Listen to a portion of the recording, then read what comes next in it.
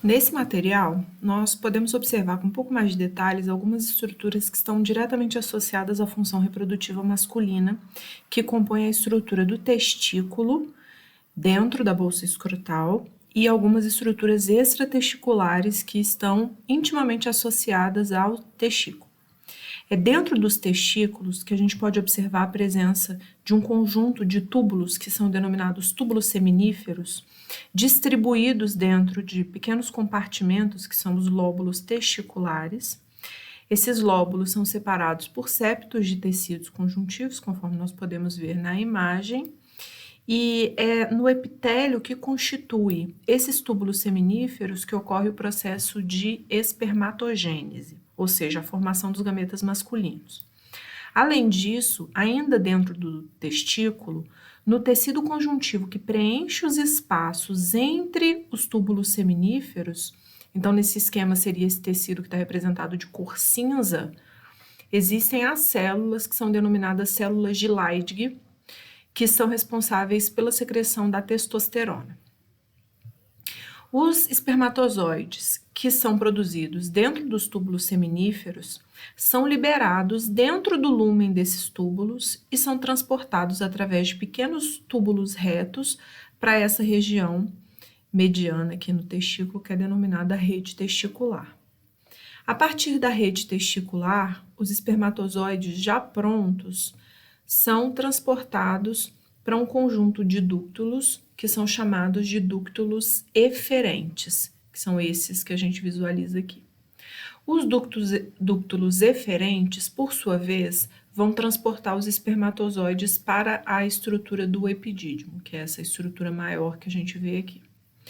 Dentro do epidídimo, os espermatozoides passam por um processo de maturação que envolve uma série de alterações moleculares, principalmente alterações de superfície, que são importantes para possibilitar que esse espermatozoide consiga, uma vez dentro do aparelho reprodutor feminino, fecundar um ovócito.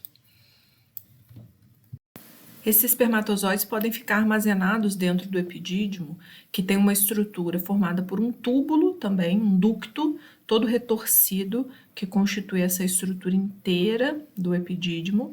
E esses espermatozoides podem ficar armazenados aqui por várias semanas, até o momento em que eles atingem a extremidade mais caudal do epidídimo, e no momento de ejaculação eles são liberados para dentro do ducto deferente.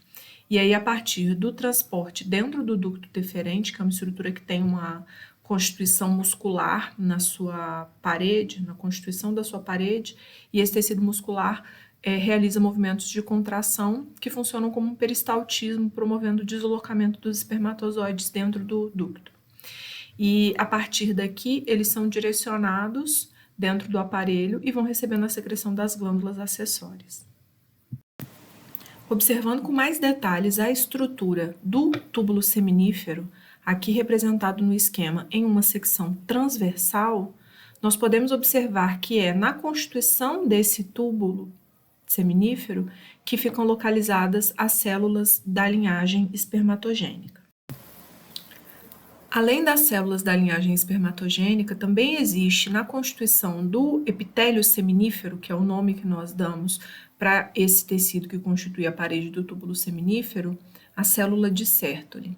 A célula de Sertoli é uma célula responsável por funções de manutenção, proteção e regulação das células germinativas masculinas e de controle do ciclo de espermatogênese. Externamente ao túbulo seminífero, conforme foi visto no esquema anterior, existe tecido conjuntivo preenchendo os espaços, conforme nós podemos ver no esquema. E é nesse tecido conjuntivo que nós encontramos esse tipo de célula, que é denominado de célula intersticial ou célula de Leydig. É esse tipo de célula que é responsável pela secreção da testosterona. No esquema inferior da figura, nós podemos observar com um pouco mais de detalhes uma porção do epitélio seminífero, e nesse detalhe nós podemos observar a presença de várias células da linhagem espermatogênica, a saber, espermatogônia, espermatócito primário, espermatócito secundário, espermátide e o próprio espermatozoide. Vocês podem observar que as espermatogônias são as células mais periféricas na organização do epitélio seminífero. É importante também ressaltar que essas células, as espermatogônias, são células que têm capacidade de autorrenovação. Então, essas células podem produzir novas espermatogônias, o que é uma característica que garante a função reprodutiva masculina ao longo de toda a vida do homem. E essa célula, além dela conseguir fazer a reposição do estoque de espermatogônias, ela pode também se diferenciar, que é um outro tipo de processo celular, adquirindo a morfologia de um espermatócito primário. E é a partir do espermatócito primário que tem início o processo de meiose, que termina na produção de um espermatozoide. Um não, vários. Cada espermatogônia se diferencia em um único espermatócito primário e um espermatócito primário se divide na fase 1 da meiose, formando 2 espermatócitos secundários e cada um desses dá origem a 2 espermátides. Então, a partir de um espermatócito primário vão se formar 4 espermátides.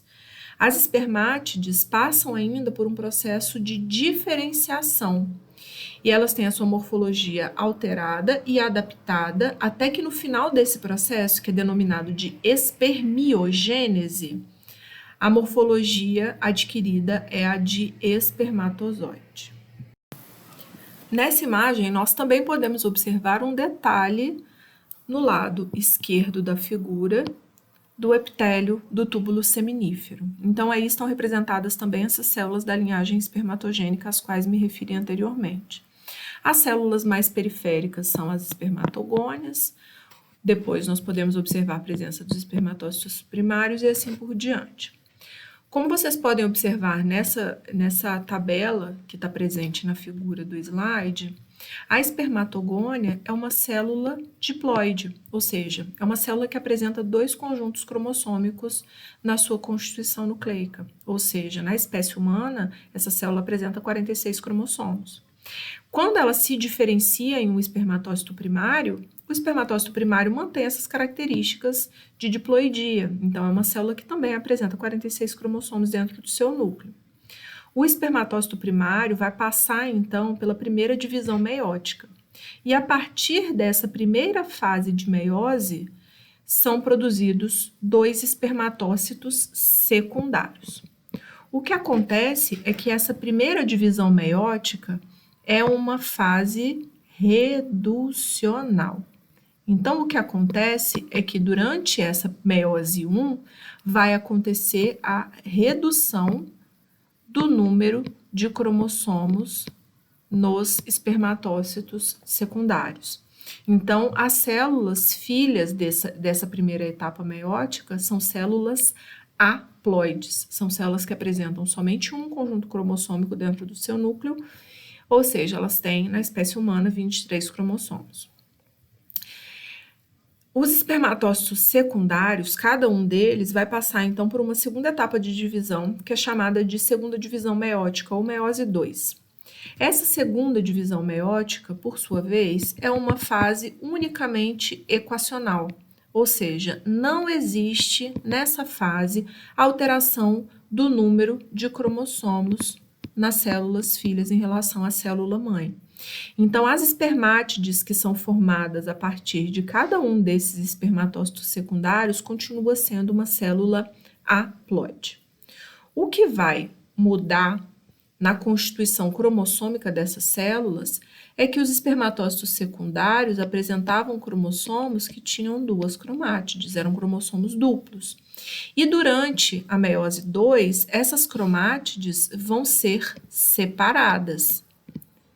E as células filhas, então, elas são formadas com cromossomos que têm somente um cromossomo.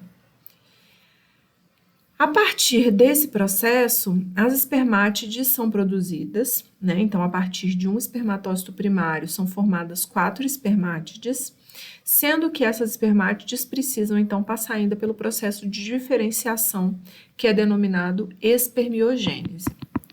É a partir da espermiogênese que as características morfológicas das espermátides vão sofrer alterações até que são formados espermatozoides, que são células menores, com volume citoplasmático muito menor, um núcleo com cromatina mais condensada e com a presença de uma cauda, sendo que esses espermatozoides formados são células que ficam localizadas já próximos do lúmen do túbulo seminífero.